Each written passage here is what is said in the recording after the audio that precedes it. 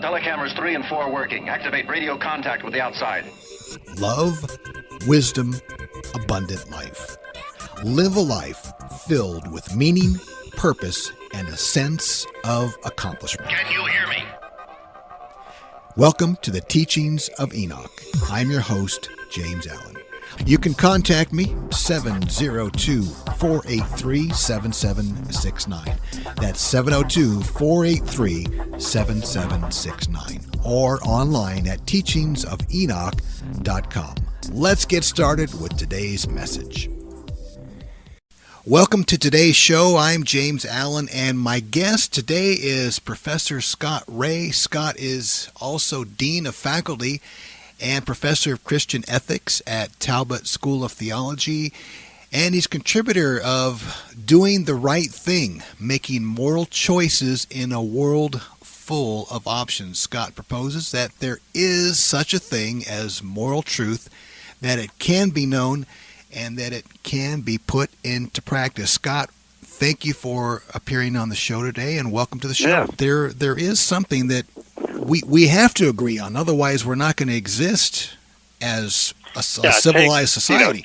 If you think in the West, think about all the millions and millions of transactions every day that are premised on trust. It's really staggering to see how integral the virtue of trust is to a properly functioning economy. Well, even, I live here, of course, in Las Vegas, and people will say, well, it's Sin City, and there's a lot of sinful activity that goes on here. But when you get down to the business of the casinos and the restaurants and the shows, there's a trust. They're trusting that people are going to do the work when they're there, that they're getting paid for. And like you said, the credit card transactions to pay for the meals and the shows or the rooms, that if those things weren't out there, then we wouldn't have the city that we have today. So like you said, there's a lot of trust that we kind of sometimes we take for granted out there in the marketplace. And the part of the reason we do that is because the only business people who make the front pages of the newspaper are the ones that are involved in corruption and scandal. The ones that do it right and do it right for years. It's just not particularly newsworthy. They're not the ones who are getting led away in handcuffs. And those, fortunately, in our society, seem to be the minority. Like you said, we see them in the newspaper, but our economy just couldn't function with a high level of corruption like that all the time. Right. I mean, why is it that for example, the countries in sub-Saharan Africa are at the top of the corruption index, and they are the least developed countries in the world? Because the reason is because nobody wants to invest in any kind of economic activity in those parts of the world because they don't have confidence that the products and services that are the best will actually carry the day and be profitable. And you have to be able to trust the government that they're not going to come in once your business is successful and take it over. That's also true. Yeah, that's also true. That's why the founding fathers in this country were so insistent on recognizing a right to private property. Yeah, that was the one realm that was walled off from government intrusion. At least that's the way the founders had it in mind. And I think we've slipped a bit from what they had envisioned. My guest today on the show is Professor Scott Ray. Scott is Dean of Faculty as well as Professor of Christian Ethics at Talbot School of Theology, and he's contributor of Doing the Right Thing, Making Moral Choices in a World Full of Options. I'm James Allen. You're listening to the Teachings of Enoch, and we'll be back right after this. I would not steal the bread, and I would not let my family go hungry. Okay, but what if you didn't have any money? Well, I would get a job, or I would own a farm. Okay, you're fired, there's a drought, locusts, the whole thing. The farm is a money loser. All right. Then I would steal a little bread, but just the ends. But what if that meant the baker's family would go hungry? Doesn't the baker have backup bread? That was his backup bread you stole. I didn't know I was stealing his backup bread. Okay.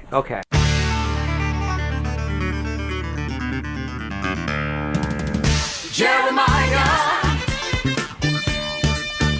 how your people cry. What's the answer? Don't let it change the way we live or die. No matter where you run, you gotta pay for what you've done.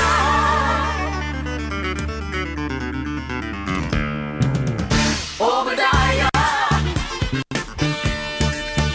open Edom's eyes. Heaven's fire will soon be laid upon your earthbound lives. Let there be no doubt you're gonna get what you give out. I could set you free, but you must turn back to me.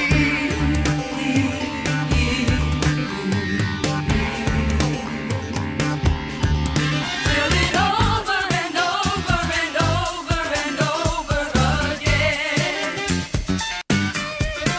Tell it over and over and over and over again.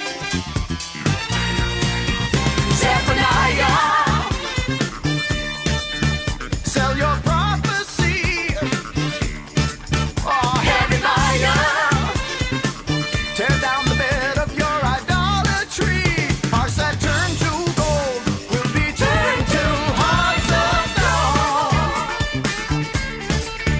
I could set you free, but you must turn back to me.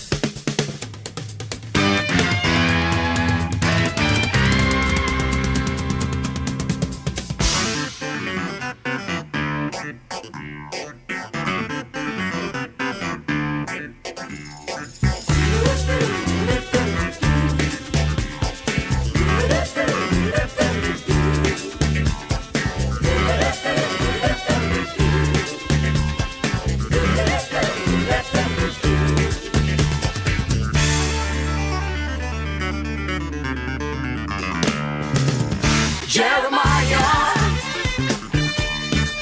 how great your pain must be to have the answer, and yet the people still refuse to see. Let there be no doubt, there is only one way out. I could set you free, but you must turn back to me.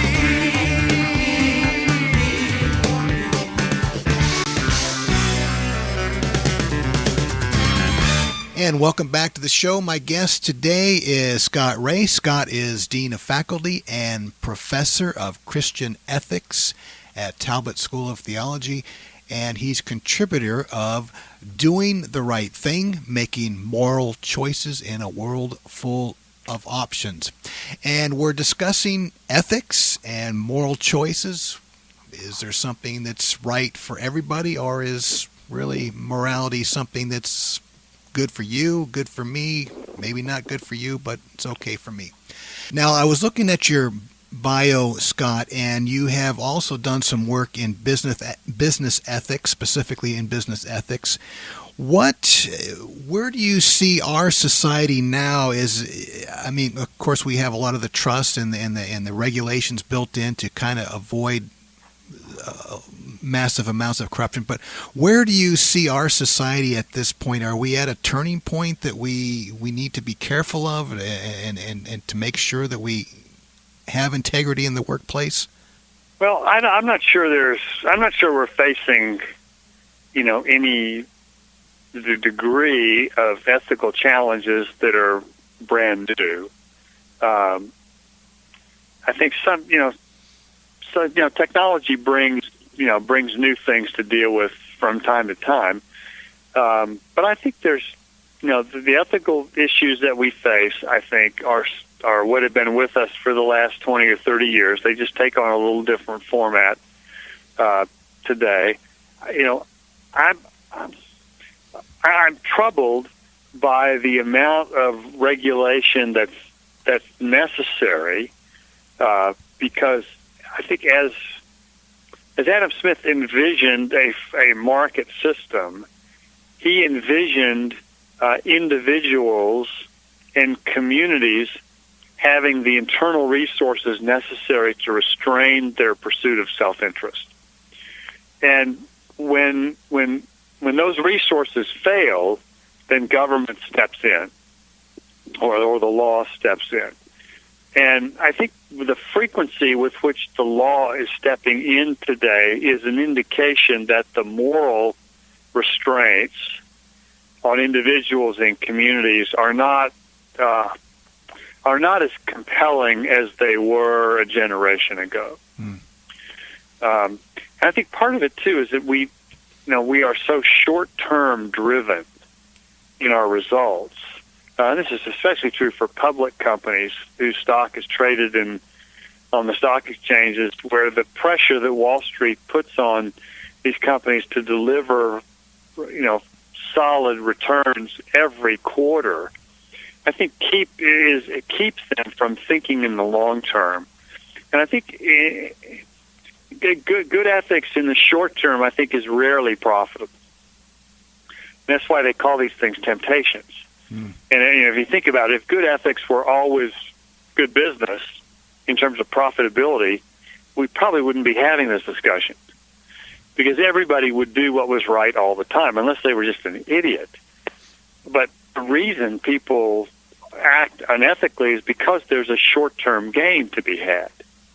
In the long run, I think you can make a better argument based on these virtues of trust and trustworthiness that ethical behavior does translate, as a general rule, not always, but as a general rule, into profitability. It's assuming a lot of other things. I mean, you can be upright and be incompetent and you're going to fail. But assuming that all these other things, I think integrity is part of the package that's important for the long-term profitability and flourishing of a business. In reality, Scott, where do we find the basis for what is actually right and wrong? Yeah, I think from a distinctly Christian worldview, of course, morality is rooted in the character of God, that we have the moral demands and obligations that we do because God's the kind of God that He is. For example, we're called to love our neighbor as ourselves, not primarily because love makes the world go round, though I think there's probably some truth to that, but it's because God is that kind of a God, is a loving God. We're called to be forgiving because God's fundamentally a forgiving God. And that expresses itself, God's character expresses itself in the various commands and principles of Scripture. And then what we argue in the book is that through an approach known as natural law, one of the ways in which God communicates morality is inside the pages of Scripture. God also communicates morality outside the pages of Scripture through experience, through nature, a variety of other, through reason, a variety of other things. And it's fine. I think we agree that there are lots of things we disagree on. But I think if you look, there's a remarkable moral consensus on a variety of things that transcend time and culture. And we tend to major on the moral diversity that there is, but I think we lose track sometimes of the fairly deep reservoir of shared values that we do have. For example, there are a whole host of things that are wrong and have always been considered wrong in most cultures around the world. Murder, adultery's been considered wrong. You may have multiple wives, but you can't have somebody else's wife. Sexual assault, a whole wide variety of things. So I think there's evidence in the consensus about morality in the world, about some of those core things that we would say they're just plain wrong. And again, if you try to justify yourself, we would say you probably are more in need of a therapist than a philosopher. My guest today is Professor Scott Ray. Scott is also Dean of Faculty and Professor of Christian Ethics at Talbot School of Theology, and he's contributor of Doing the Right Thing, Making Moral Choices in a World Full of Options. Scott proposes that there is such a thing as moral truth, that it can be known, and that it can be put into practice. You see that wall? Yes. Okay, now look away from it. You don't know if the wall's still there. What do you mean? Of course it's still there. Well, you don't know that because you're not looking at it. What if it disappeared? Where would it go? Well, I don't know. I know where the wall goes. Okay, so you're saying that if I'm not looking at the wall, how do I know it's there? Yes. Easy. Oh, all right. How does the wall know when I am looking at it? Okay, I think we've gone too far off topic. How do we know that we are not on topic for a different conversation? Because it is not in the binder. Binder? I don't see a binder. I'm not looking at the binder. How do I know the binder exists? Binder? I hardly knew her. So, whoa! Still there. Unfortunately, my binder does still exist, so why don't a couple of you keep an eye on the walls, and the rest of us will continue the discussion. Very good. Stanley, you take the west wall, Creed the east, I'll take the ceiling.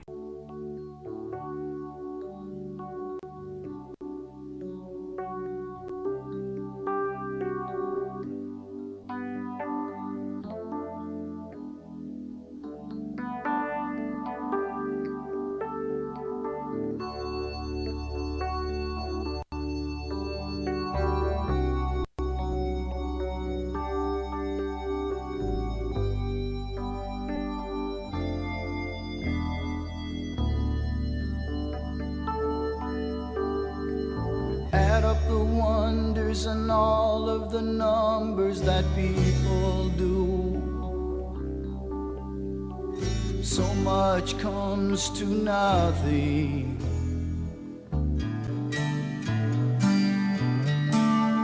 They write all their sorrows on a wave of tomorrows just to get them through. Then watch the tide come rushing.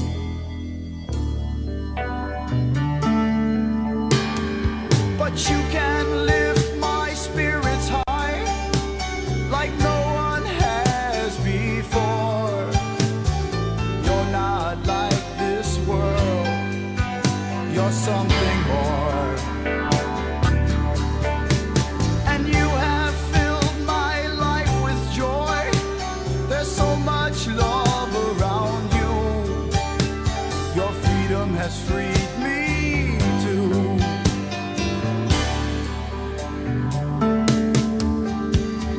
Gather the gladness in a rush hour of madness, sell it all for a dime. Someone will come to buy it.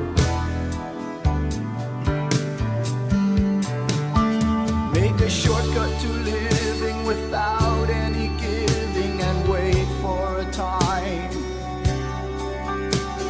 Someone will always try it.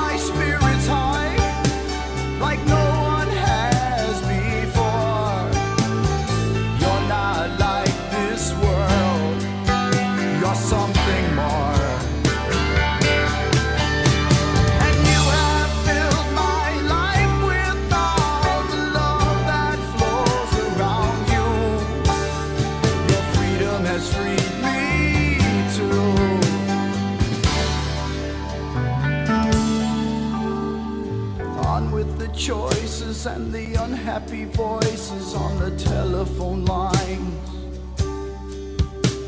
Another day to work through. At the end of the maze and the spiritual haze, it will all be fine. 'Cause I've got you to come home to.